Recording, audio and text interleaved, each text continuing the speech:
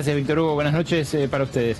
Y a ustedes buenas noches. Bienvenidos a Minuto 1 en la pantalla de C5N.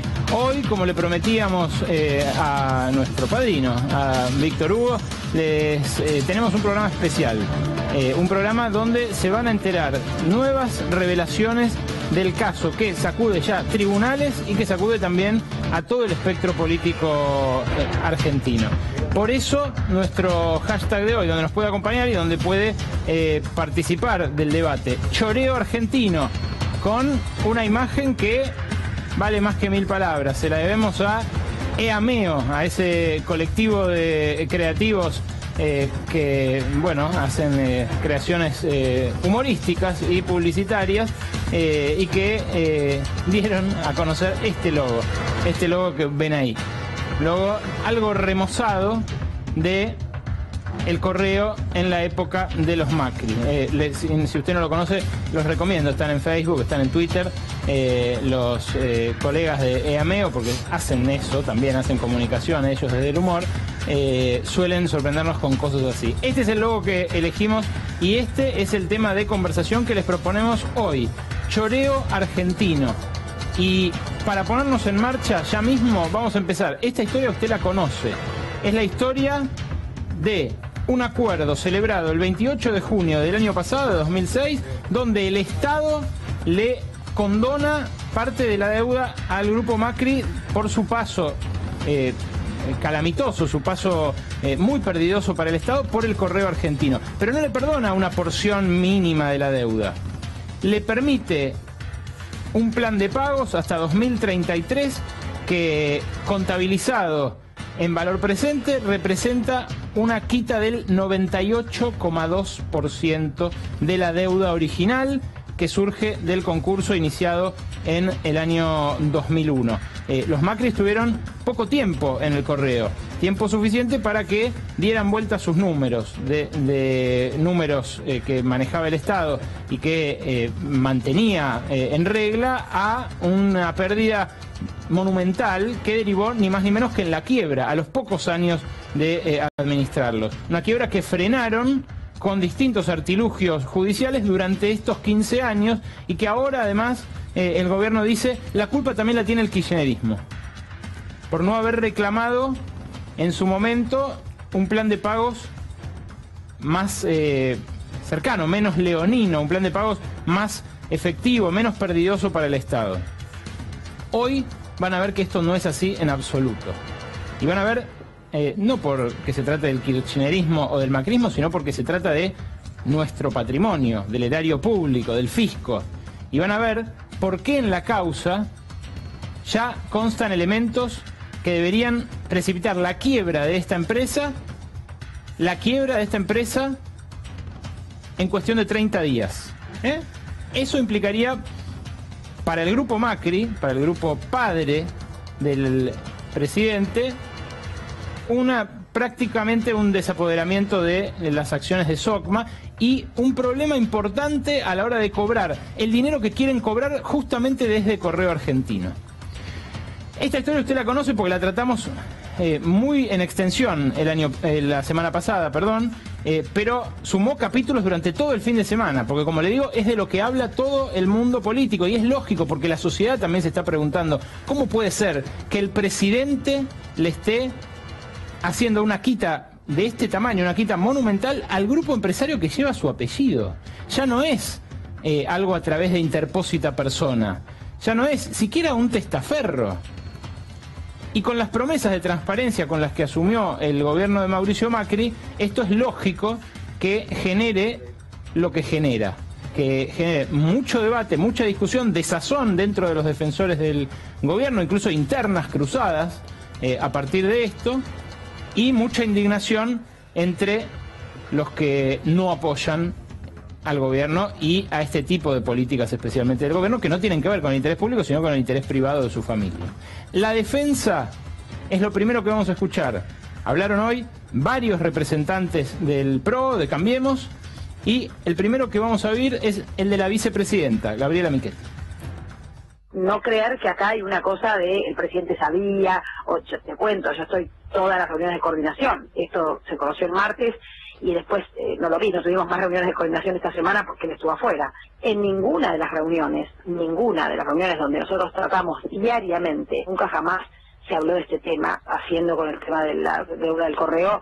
Es un proceso que se da en un marco de judicial, ¿no? del Poder Judicial, no es un proceso que se hizo a escondidas, ni negociaciones que estaban hechas por funcionarios con empresarios y nada de eso. Esta negociación también se ha hecho con acreedores, con otros acreedores, como 600 acreedores que también tenía el correo, y el 80% de los otros acreedores también han aceptado este tipo de acuerdos. No creer que acá hay una cosa de el presidente sabía. El presidente sabía, sí, el presidente sabía, por supuesto que el presidente sabía. Quizás no todos los funcionarios del gobierno, pero la familia del presidente estaba muy al tanto. Y le voy a demostrar luego, en base a los dictámenes de la fiscal general ante la Cámara Nacional en lo contencioso comercial, les voy a mostrar por qué el presidente sabía y cómo los abogados fueron actuando en nombre suyo hasta el año 2011, hasta años, hace muy poco, no el momento en el que se empezó este concurso.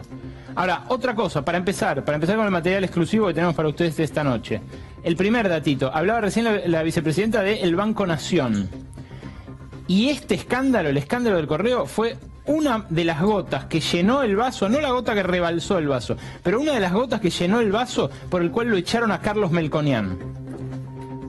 Hoy, del escrutinio de la causa y de consultar fuentes judiciales, nos pudimos enterar de que el Banco Nación, cuando se puso esta oferta sobre la mesa, esta oferta que es todo ganancia para el Grupo Macri, todo pérdida para el Estado, el Banco Nación, que figura también entre los acreedores, los muertos que dejó en su momento Correo Argentino, Sociedad Anónima, en el correo oficial, el Banco Nación no avaló la oferta, tampoco la rechazó. Dejó el campo orégano para que ganaran los que la aceptaban, pero no avaló la oferta. Y esa fue una de las cosas, otra más de las cosas, además de que criticaba en privado mucho la política económica oficial, además de que no quiso habilitar las ganancias del Banco Nación para cubrir parte del déficit fiscal, además de muchos otros factores. Este fue uno de los factores por los cuales lo echaron a Carlos Melconian del Banco de la Nación Argentina. Habló también Tonelli, Pablo Tonelli, diputado del PRO. ¿Cuál podría ser el inconveniente o la irregularidad? Yo no veo cuál podría ser el inconveniente o la irregularidad. A mí me parece mucho más irregular y mucho más sospechoso que el anterior gobierno durante, no sé, 10, 11, 12 años no haya querido aceptar ningún tipo de arreglo con Correo Argentino. Sí, el dictamen de la fiscal, desde mi punto de vista, merece muchas objeciones. La situación es muy clara, muy sencilla, me parece que ya se ha explicado muchas veces. Lo que el Estado arregló con el correo, cobrarle exactamente los 300 millones de pesos, no le perdonó ni un solo peso. De manera que yo no veo cuál podría ser el inconveniente o la irregularidad. Ahora vamos a profundizar sobre este argumento, pero antes escuchemos también a Eduardo Amadeo, otro diputado del PRO que se refería a este tema. Sí. La gran pregunta con el tema del correo es, ¿la aplicación de la ley es diferente para Franco Macri que para Juan Pérez? No. Y sí. No. Porque acá hay un problema de conflicto de intereses. Si usted me dice que el hecho de que el presidente se llame Macri y el dueño de la empresa se llame Macri es un conflicto de intereses, hasta que Mauricio Macri deje de ser presidente, nunca se podrá resolver el problema. No. El kirchnerismo le licuó la deuda, le hizo el gran favor, ahora sus diputados se arrancan los pelos con este tema del cual son cómplices, mientras nosotros le aplicamos la ley como corresponde. Franco Macri fue tratado igual que otra persona. Ahora, lo que sí estamos tranquilos es que acá nadie está quedando con lo que nos debe y acá no hay delito. Tres argumentos centrales que dio la defensa de Mauricio Macri, encarnada en funcionarios del gobierno, en diputados del oficialismo y en periodistas durante todo el fin de semana. Muy notable el doble carácter que adoptó el oficialismo en estas últimas semanas. Ya no solo defienden a un gobierno, defienden los negocios particulares del grupo de funcionarios que ejerce el gobierno. No es lo mismo, ¿eh? Una cosa es simpatizar políticamente con el macrismo, creer que sus reformas de la sociedad y del Estado pueden llevar a mejor puerto a la Argentina. Algo muy distinto es reivindicar por eso la actuación del grupo empresario del que proviene el presidente, un grupo empresario que tiene todos los vicios de la patria contratista y que forma parte fundadora de esa patria contratista. Es muy llamativo esto que está ocurriendo. Ahora, vamos a repasar las 3 mentiras de esos argumentos que se virtieron durante el fin de semana. 3 mentiras de la defensa macrista. Primero, y esto fue muy agitado, especialmente por economistas del oficialismo, gente que, bueno, le gusta opinar de todo en la televisión o en las radios, pero que no conoce, porque nosotros nos tomamos el fin de semana y hoy para consultar con especialistas en derecho privado, en concursos, en quiebras. Bueno, dicen que para las empresas quebradas no corren los intereses. Dicen, vayan a leer la ley de quiebras, no saben nada. Bueno, la ley de quiebras dice esto. El artículo 19 dice, la presentación del concurso produce la suspensión de los intereses que devengue todo crédito de causa o título interior a ella, que no esté garantizado con prenda o hipoteca. Dice la suspensión, no la interrupción de los intereses. Hoy, 2 abogados comercialistas, especialistas en esto, me dijeron, pero es una paparruchada no pensar que no hay intereses en un concurso. ¿Cómo no va a haber? Es la principal variable de negociación. Es la principal variable de negociación. Cuando una empresa entra en concurso, los acreedores empiezan a negociar cómo recuperan lo perdido. Y una de las variables es con qué interés le pagan en el plazo en el que acuerdan pagarle. Por eso dice la suspensión y no la interrupción. Y ese es el término jurídico que hizo marear a muchos de los defensores del gobierno durante estos últimos días. La ley de quiebres dice que no corren intereses. No, que se suspende la aplicación mientras dure esa negociación. Luego pueden pactarse intereses altos o intereses irrisorios, como los que se pactaron en este caso, con la anuencia de los funcionarios del Ministerio de Comunicaciones que aceptaron el pacto perdidoso para el Estado. Este pacto que es un desastre para las arcas públicas. Y ahora lo vamos a seguir. Siguiente placa. La mentira número 2. El gobierno anterior no quiso cobrar la deuda. Acá basta con leer. Claro, es un trabajo, ¿no? Pero pues son 60 cuerpos los que acumula el juicio por el concurso del Correo Argentino. Pero en el dictamen de la fiscal Gabriela Boquín, firmado el 30 de diciembre del 2016, este que trascendió hace una semana, pero que está firmado el fin de año pasado, en la página 47 dice, Correo Argentino se benefició con un estado de eterno concurso y logró suspender por más de 15 años el pago a sus acreedores. Repito, Correo Argentino, el sujeto, logró suspender por más de 15 años el pago a sus acreedores. La Fiscalía General ante la Cámara Nacional de Apelaciones en lo Comercial, que ocupaba antes de ser procuradora, Alejandra Gil Carbó, emitió dictámenes pidiendo la quiebra de Correo Argentino en julio de 2010, mayo de 2011 y diciembre de 2011.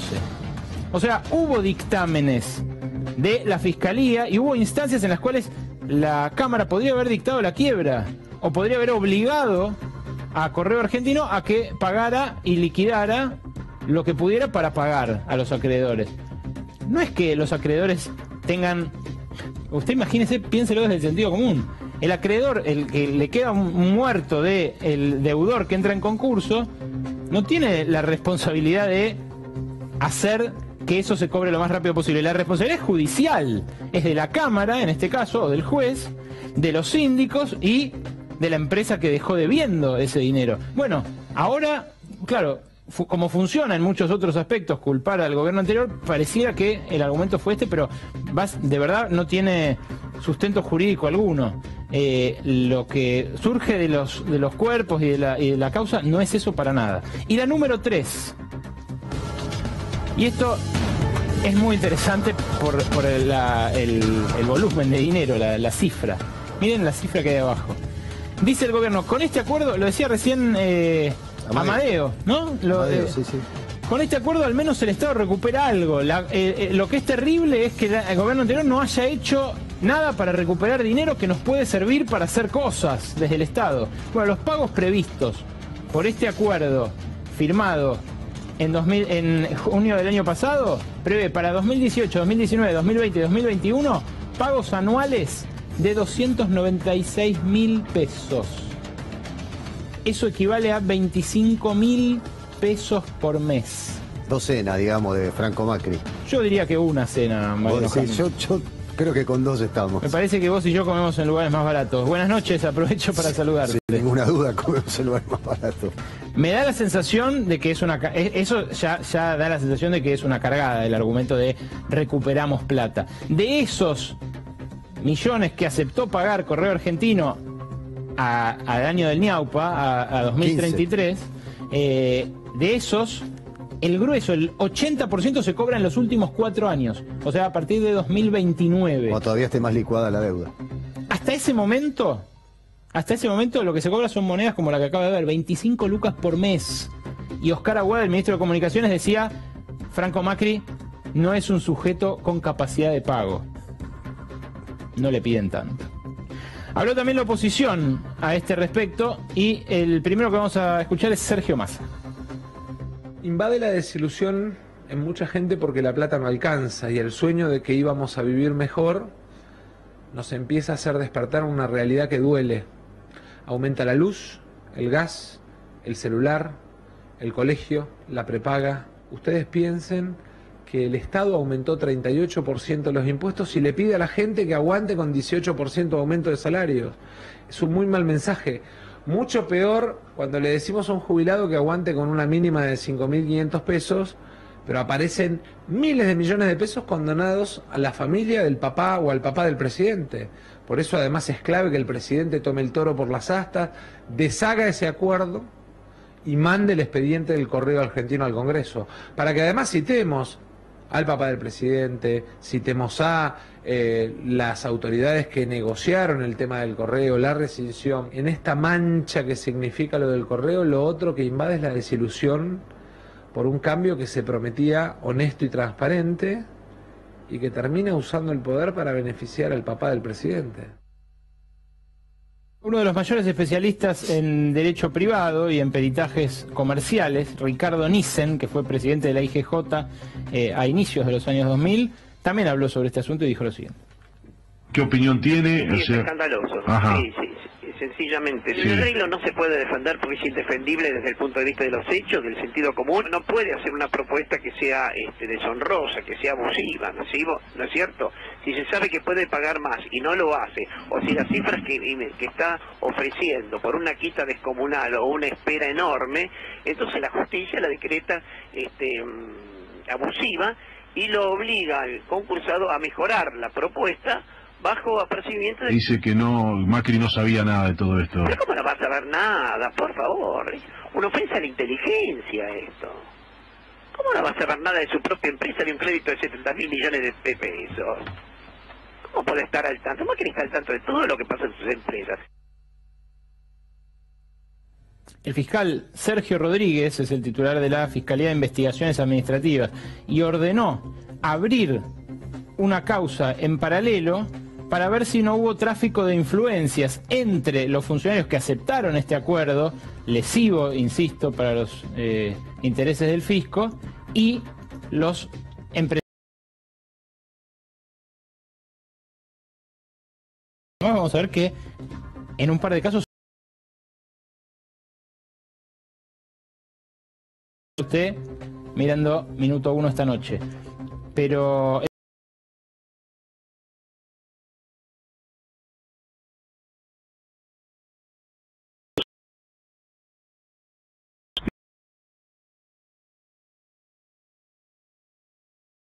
no tendrían las atribuciones y la competencia necesaria como para hacerlo. Nuestro ordenamiento jurídico prevé que para realizar algún tipo de quita o espera en algún proceso donde el Estado Nacional es acreedor, se necesitan ciertas autorizaciones superiores al rango de director general que tiene la persona que dio el acuerdo. Sí, Juan Mocoroa. Como así también si algún funcionario de rango superior intervino en la cuestión y si se solicitó el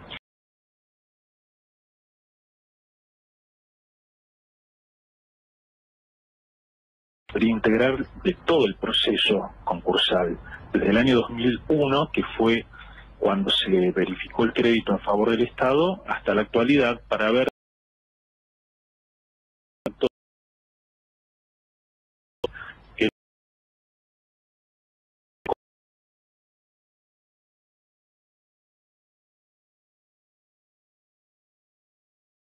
que investiga justamente la corrupción en el Estado y entre los funcionarios, y esa historia es la que vamos a repasar con María.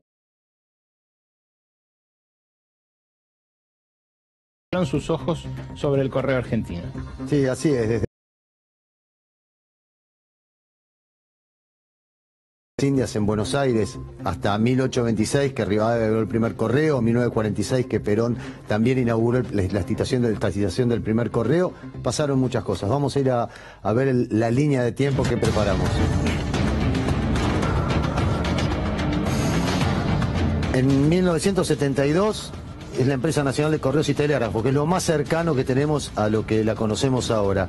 Después, en 1992, se creó la Empresa Nacional de Correos y Telégrafos en Cotesa. Ya estábamos caminando hacia las privatizaciones y estábamos ya rondando para ese lugar.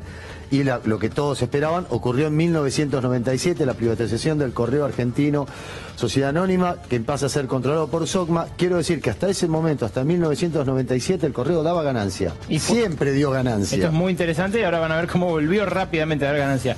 En 1997 se dio la última privatización del menemismo. Exactamente. En 1998 ya los privados empezaron a hacer de las suyas. El Correo Argentino despidió a 7.600 empleados. Hasta ese momento tenía alrededor de 20.300 empleados el Correo Argentino. En 1999 deja de pagar el canon al Estado, el canon anual pactado. Tenía que pagar 103 millones de pesos por año al Estado para poder mantener la concesión del correo.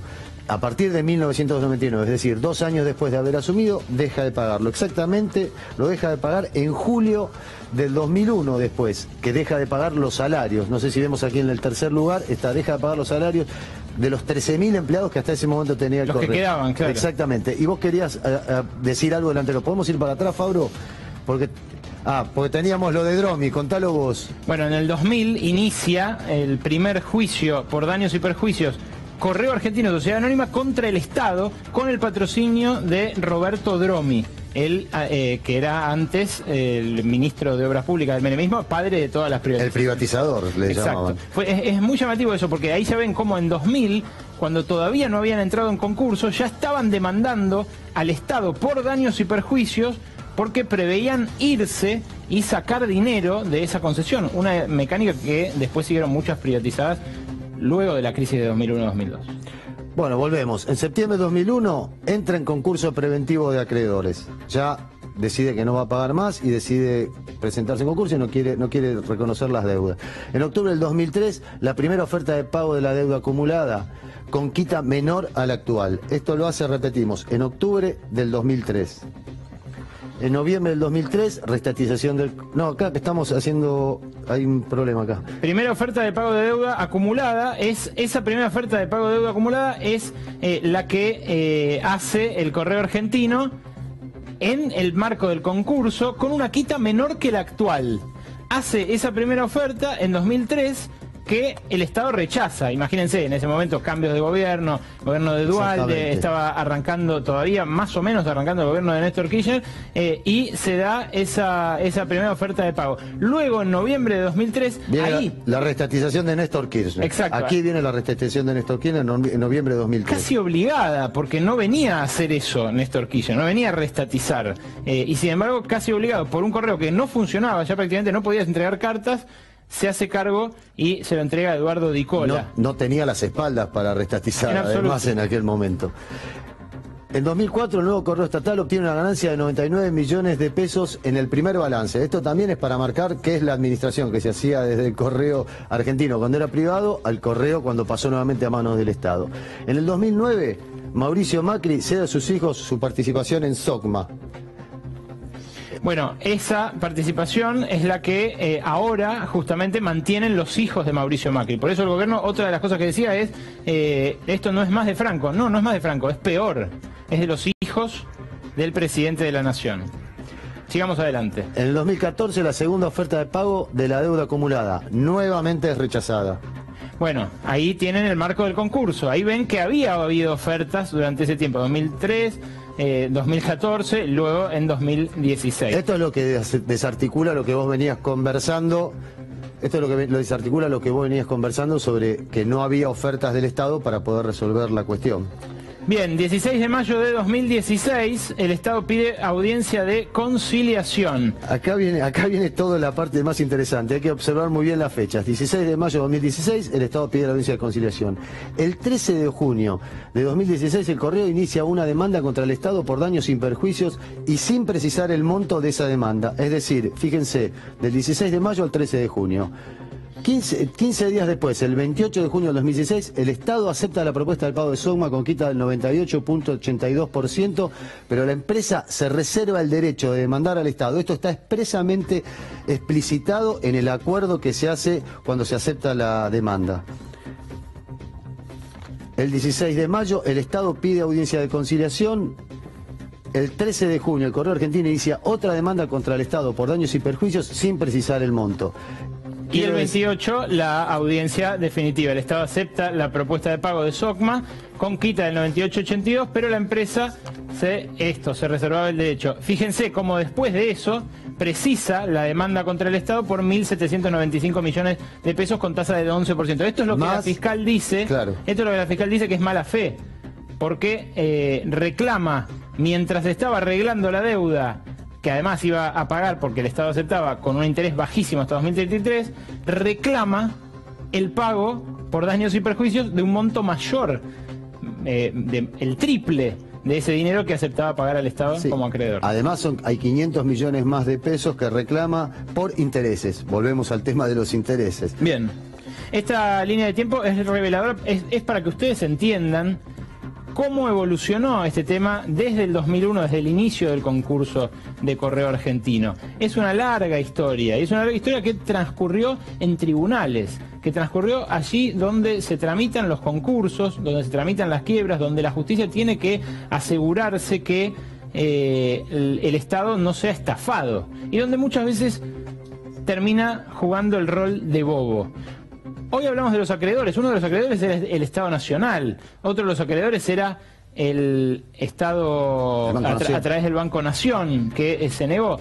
Pero otro elemento que surge de la investigación es que en esta empresa, en Correo Argentino, Sociedad Anónima, no solamente estaba de accionista las sociedades Macri, SOCMA, Sociedades Macri, ese es el acrónimo que forma SOCMA, sino que el 27,5% de las acciones son del Banco de Galicia. Banco de Galicia que pertenece a las familias Escasani y Brown de Marcos Peña Brown y de Federico Brown, el dueño de la Anónima, la familia Brown, una de las familias más ricas del país, y banco en el cual el economista jefe durante los últimos 10 años, ¿saben quién fue? ¿Usted sabe quién fue, Mariano Hamilton? No lo sé. Nicolás Dujovne, el ministro de Hacienda.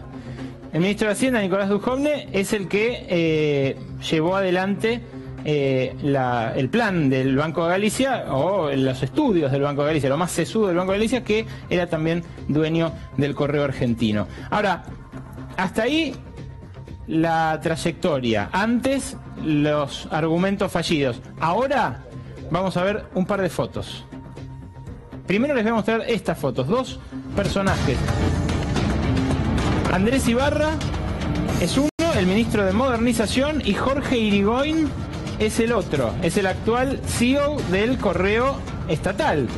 Pero Jorge Irigoyen formó parte de Correo Argentino bajo la gestión SOCMA. Y Andrés Ibarra no solamente formó parte de esa gestión, sino que era gerente comercial corporativo.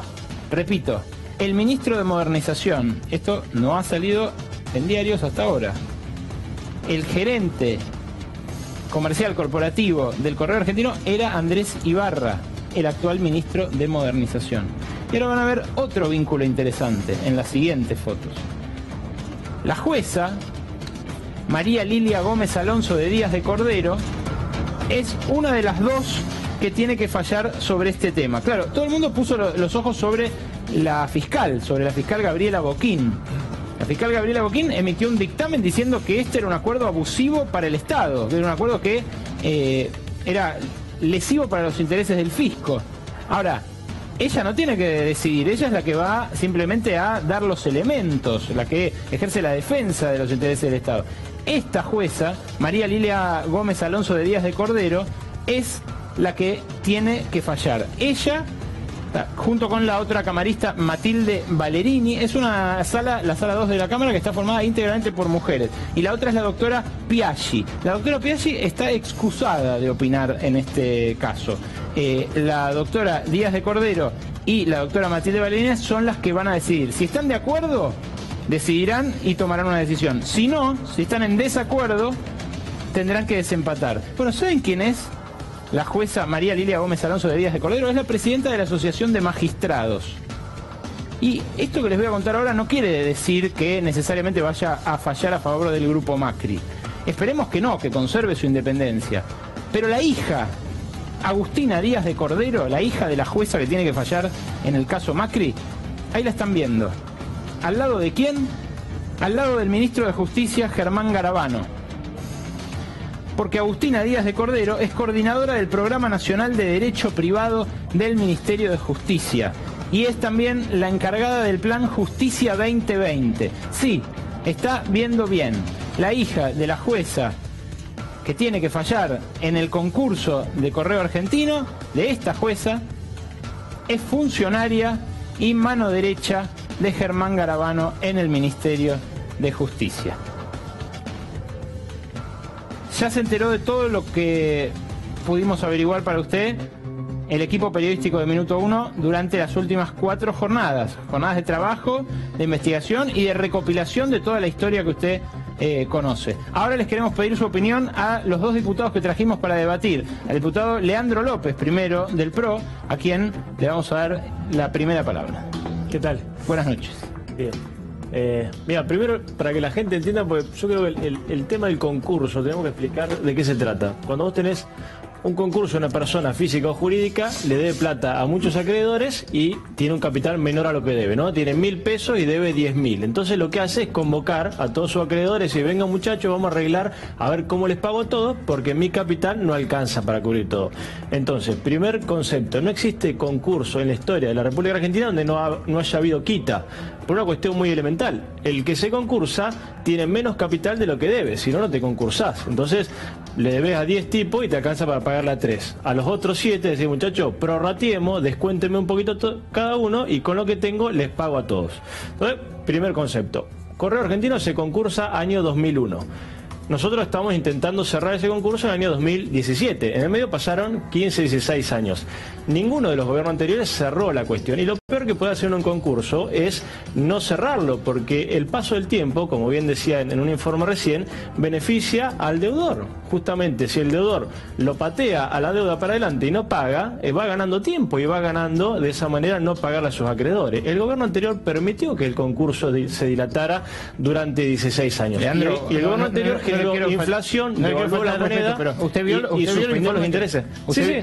Bueno, pero por eso, vos mostraste un artículo 19 de la ley de quiebra, que lo interpreto totalmente distinto a vos. La ley de quiebra dice, se suspende la aplicación de intereses y vos abajo le ponés entre paréntesis, no significa que no se apliquen. Yo entiendo que se suspende, no hay intereses de esa deuda. Diputado, perdón, de vuelta, con todo el respeto, por su formación, ¿cuál es? Abogado. ¿Usted es comercialista? ¿Se dedica al derecho privado? Hice un máster en Derecho Comercial, pero en España. No le voy a revelar las 2 fuentes que consulté, pero créame que son de referencia, de referato. Bueno, y el hecho de que... Discusión jurídica. No es una discusión jurídica. Bueno, la diferencia entre interrumpir y suspender es... para el castellano bastante elocuente. Bueno, ¿suspender qué es entonces? Voy a decir, no interrumpir otra cosa, ¿suspender qué es? O sea, ¿por qué un legislador que hace una ley de quiebra pone el término suspender a algo hace mención? No es lo mismo el interés que si no estuviera concursado que si sí está concursado. Exacto, como en este caso. Porque es materia de negociación justamente. Bueno, pero perdón, no quiero debatirlo con usted, sino simplemente quería como repite el mismo argumento. Quizás yo estoy equivocado, pero digo, los abogados verán, pero es una discusión jurídica. Ahora, pero por eso, como repite el mismo argumento, quería preguntarle si había visto el informe, porque es uno de los los elementos lo centrales. vi y no comparto tú cómo lees el artículo 19, yo lo interpreto de otra manera, pero es discutible. Digo, lo que no puede hacer como Estado, como gobierno, es no resolver las cosas, porque yo veo una oposición que es muy buena hablando, diciendo cómo resolver, pero que cuando les tocó gobernar no resolvieron. Yo me acuerdo, Repsol y YPF, el acuerdo, ¿no es cierto?, cuando se expropia YPF, Kicillof dice no le vamos a pagar un mango porque YPF es nuestro y nos deben plata ellos a nosotros, a los 2 meses fue y pagó 6.000 millones de dólares en efectivo. Club de París, que no le vamos a pagar porque nosotros somos guapos, fue y le pagó sin descuento, digo. Y en este caso, al Correo Argentino no le cobró un solo mango. Oscar Romero. Entonces, Massa me dice, habría que cobrarle más. Yo digo, ¿cuánto le cobraste, Massa, cuando era jefe de gabinete? 0 pesos. Entonces, me parece que lo que dicen, lo que hicieron es muy distinto. Oscar Romero es diputado también del bloque justicialista. En primer lugar, lo que haya hecho el gobierno anterior o no haya hecho el gobierno anterior no justifica la vergüenza de este acuerdo. Y esto hay que terminar de una vez por todas con el tema de lo que hizo un gobierno, lo que no hizo el gobierno que se fue. En primer lugar, acá hay cosas que aclarar, pero me gustaría retomar esto que se está discutiendo. No es discutir un concurso, porque todos sabemos que también el concurso en la Argentina es una forma también, y discúlpenme la palabra, yo soy dirigente sindical, de cagar a los acreedores. Y se ha hecho muchas veces. Sí, por supuesto. Acá lo que hay que hablar claramente es de cómo un sector empresario en la Argentina han hecho platas con el Estado. Y en este caso, el grupo no solo ha hecho negocios con el Estado, sino termina en la etapa final, digamos, de sus actividades, volviendo a, una vez más, a ponérsela al Estado en una forma, discúlpeme, pero con una vergüenza absoluta, ¿no? No solo en la quita, no solo en la forma que se llegaron al acuerdo, sino también los distintos actores que participaron. El que cerró el acuerdo es un abogado transitorio. Lo contrataron por 180 días, le dijeron vení, Juan Carlos Mocoroa. Vení, firmá el acuerdo. Un tema que hay que resolver, o por lo menos investigar. El otro tema que no es menor, una de las defensas que grimieron, y vos lo planteaste acá, es que el presidente de la Nación no sabía de esto. Vamos a darle la razón que no sabía. ¿Usted cree eso, López? Yo no sé si sabía o no, bueno, pero es irrelevante en esta discusión. Pongámosle que no sabía. Usted, señor, es diputado nacional, ¿por qué no presenta una ley para modificar la ley de quiebras? ¿Tiene algún proyecto relacionado a eso? Después te voy a contar lo que vamos a hacer. Sindical. Usted es diputado nacional, te dejé señor. hablar, tranquilo. Y la ley de quiebra está vigente, cámbiela. Sí, también estás hablando de un artículo que tiene muchos años, fue pensado en otras épocas donde no había inflación y donde los concursos se acordaban. Su proyecto de modificación de ese artículo no lo vi nunca. Está bien, no te hagas problema. Se acordaban en muy poco tiempo. Hoy los concursos se dilatan, se manejan los acreedores, se hacen muchas cosas los concursos. Vamos a la responsabilidad de esto que no es menor. Sí. Quiero decir, si no sabía, como dicen un sector del gobierno, aquí hay una responsabilidad muy importante del ministro de Comunicaciones, ¿sí? Porque tiene la obligación de informar al presidente de este tamaño acuerdo, ¿no? Yo dudo, discúlpeme, ¿no?, que el presidente no esté en conocimiento de un acuerdo que compete y que relaciona al padre de él, ¿no? Estamos hablando del padre del presidente, no estamos hablando ni siquiera de un socio del presidente, estamos hablando del padre, de una empresa del padre, donde hoy están varios hermanos del presidente a cargo de esa empresa. Que manejó él además en absolutamente, ¿sí? Y hay otro hecho que también acá hay que resaltar, el rol de la Oficina Anticorrupción. ¿Cuál es el rol de la Oficina Anticorrupción? Yo lo que asistí a los últimos informes que se han presentado, han hecho un manual para explicarle a los funcionarios para no ir en cana. Bien, es fantástico. En vez de estar investigando hechos como este tipo, no, están asesorando a los funcionarios para ver si no van o cometen algún tipo de delito. López, usted dice entonces que lo que dice Oscar Romero no es cierto, que no es que el grupo empresario haya dilatado para estafar al fisco o al resto de la sociedad, sino que el problema es que no se lo exigió el gobierno. El Correo Argentino, sociedad anónima, que aparte es parte del Estado Nacional, porque no es que es 100% propiedad de Macri, sino que también es propiedad del Estado, se presentó un concurso y los acreedores tienen la necesidad de impulsarlo. La opción de no arreglar, supongamos que no había que ser el acuerdo da malo. ¿Cuál es la opción? ¿Cuál es la alternativa? Digamos, si la oposición dice este acuerdo malo, la alternativa es quebrar la empresa. Entonces, ¿cuál es? Decir, bueno, muchachos, no aceptamos este pago que ustedes ofrecen, entonces les vendemos los bienes, le quebramos la empresa y la disolvemos. Claro, y vendemos todos los edificios de Correo Argentino que hay en la República Argentina, en la ciudad de Neuquén hay una esquina hermosa, lo vendemos, lo rematamos. Esto es interesante. Y nos cobramos de ahí. Claro, esto es interesante. ¿Qué pasaría? ¿Qué hacemos con la empresa? Bueno, los trabajadores ya están absorbidos por el Estado, ya los trabajadores no dependen de Correo, por suerte, no dependen de Correo Argentino de los Macri. No, por ahí piensas despedirlo nuevamente. Como claro, ¿cuál es la solución? La quiebra no sería... Perdón, no aplicaron cuando gobernaban, quiero saber cuál sería la alternativa. Esto es una confusión importante y no quiero llevar terror, no quiero que sería la opción. No quiero que usted infunda terror en los trabajadores del Correo que quedan. Obviamente lo que se está discutiendo no es la continuidad a favor de acordar y levantar el concurso, pero los que critican el acuerdo, ¿cuál es la opción? De lo que se está hablando, lo que se está hablando no es de los trabajadores del Correo actual, de lo que se está hablando es de la plata de los Macri. Se está discutiendo eso, una empresa en liquidación, una empresa que no llegó a entrar en quiebra, pero que está en concurso de acreedores. Los Macri quieren cobrar dinero del Estado al que le dejaron debiendo cánones. Y además es una cuestión... Perdón, déjame aclarar otra cosa. Si quebrara, porque lo más probable, lo que propone la fiscal, es que la Cámara dicte la quiebra de Correo Argentino de Sociedad Anónima. Eso no es que dejaría a los trabajadores del Correo sin trabajo, al revés. Lo que permitiría eso es que se liquiden los activos de Correo Argentino y que el Estado cobre mejor por esos activos que le quedaron a la empresa de los Macri, no al Correo oficial actual. Son dos cosas separadas, es importante que lo aclaremos. No sé si cobra mejor el Estado si vos quebrás. Había que ver cuánto alcanza con lo que vos liquidás a la empresa para pagar a los 800 acreedores que hay. Y otro tema, digamos, hay acreedores privados que aceptan esta situación. Digamos, Juan Pérez, que también el Correo le da plata, ¿por qué acepta esta quita? ¿Es tonto o quiere perder plata? No, es porque son las condiciones de la ley de quiebra, que si vos no aceptás las quitas, condiciones razonables, no cobras nunca. Digamos, cuando vos tenés alguien que te dé plata y se concursó, estás sabiendo de antemano que va a tener que hacerle un descuento, porque si no, no cobrás. ¿Sabe qué pasa? Sería importante, disculpame, saber si el mismo trato que está planteando acá, porque yo no sé si Juan Pérez existe o no existe. ¿Sí? Sería importante saber si el resto de los acreedores recibió el mismo trato que recibió el grupo Macri. ¿Sí? Claro, con la misma quita. Primeramente habría que saber eso. Iguales, también se sabe, yo no hice ningún máster en España, pero sí pasé por la Facultad de Derecho y me pude recibir, gracias a Dios y al laburo. También se sabe que los acreedores o la masa de acreedores, una compra crédito dentro de los concursos para manejar el concurso. Y el doctor, que debe haber hecho el máster y le ha ido muy bien en España, sabe que eso también... Tengo que ir cerrando el tema, pero déjame hacer una pregunta solo. ¿Por qué no presenta la modificación de la ley de quiebra, ya que la ve tan mal?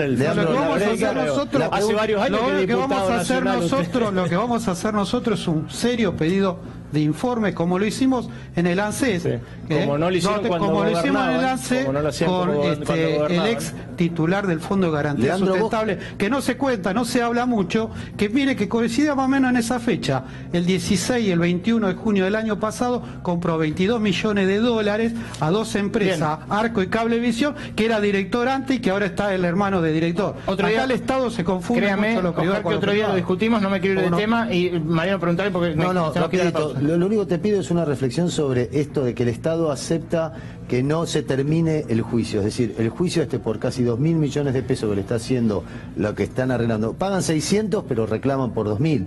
Eso es medio extraño, como que les permita que eso se mantenga en el acta. No sé, no conozco eso, que es parte del acuerdo. Sí, es parte del acuerdo, te lo leo. En el acuerdo que se firma el 28 de junio, cuando se dice: el acuerdo por el concurso preventivo no es obstáculo para que la compañía presente demanda judicial, que es esta demanda que hablábamos por 2.000 millones de mangos. Pero en relación a otro tema. No. Daños y perjuicios. El Correo le debe al Estado. Le está demandando al Estado por daños y perjuicios. Ahí, como vos me sugerís a mí presentar un proyecto de ley para modificar la ley de quiebra, te pido por ahí no acompañar el pedido de informe para averiguar de qué se trata. Acuerda cómo le va a pagar. Y si el Estado tiene una creencia, el Correo tiene una creencia con el gobierno, se lo puede reclamar. Como cualquier ciudadano, persona física o jurídica, uno le podés dar la posibilidad de hacer un juicio. No, por supuesto. No sé por qué causal, no sé por qué. Les agradezco muchísimo. Le agradezco muchísimo, Leandro López, le agradezco muchísimo, Oscar Romero. Lo otro que nos faltaba contarles es eso. Si llega a dictar la quiebra la Cámara, si dicta la quiebra de Correo Argentino, los Macri no cobrarían esos juicios por daños y perjuicios que le están haciendo al Estado. Quedarían ellos dentro de la quiebra y de ahí se cobrarían los acreedores. Por eso es importante ver si le dictan la quiebra como pidió la fiscal o si evitan dictársela como quieren los Macri y como consiguieron durante estos 15 años. una brevísima placa sobre lo que está pasando en la industria textil para irnos a un móvil en el que vamos a dar cuenta de una situación dramática. Por el aumento de la importación de ropa, que aumentó, no cayó, aumentó un 71%, se dio un récord histórico desde 2001 de las importaciones. Y por esa clase de dinámicas económicas es que tenemos la realidad que les vamos a mostrar ahora. Hay 8.000 despidos formales, 7.000 despidos informales, 5.000 suspendidos. Es el último relevamiento de la Asociación Obrera Textil. Y en el móvil tenemos la cara humana de estos números. La cara humana de estos números de la mano de Cecilia Verónica Luz. Cecilia Verónica Luz, que es una empleada que fue despedida cuando estaba embarazada, a un mes de su licencia por maternidad, 8º mes de embarazo. Fue despedida de la empresa de zapatos y carteras Civil Bain con otras 9 compañías. Eso ocurrió en septiembre de 2016, todavía les deben lo cobrado hasta esa fecha y también las indemnizaciones correspondientes.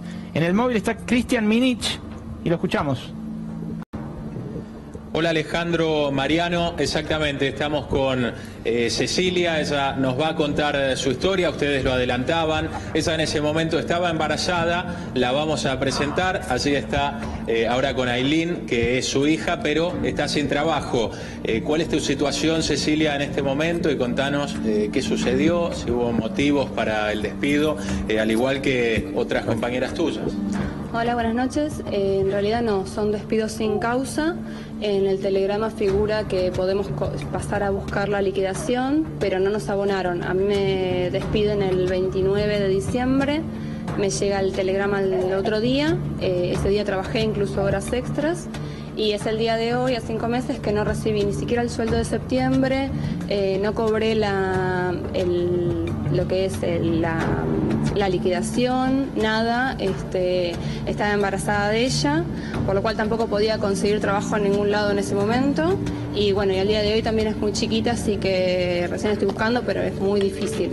Cecilia, están en juicio, ¿verdad? La empresa está en juicio con las trabajadoras despedidas. Contanos. Están en juicio con todas las chicas, somos 10 en total, de Buenos Aires y de Rosario. El local de Rosario directamente cerró, pero Civil Bain en todos los shopping de lo que es Capital sigue abierto, sigue facturando y sigue contratando gente de forma temporaria, a 3 meses nada más. Como negreando, digamos, lo que antes estaba en blanco.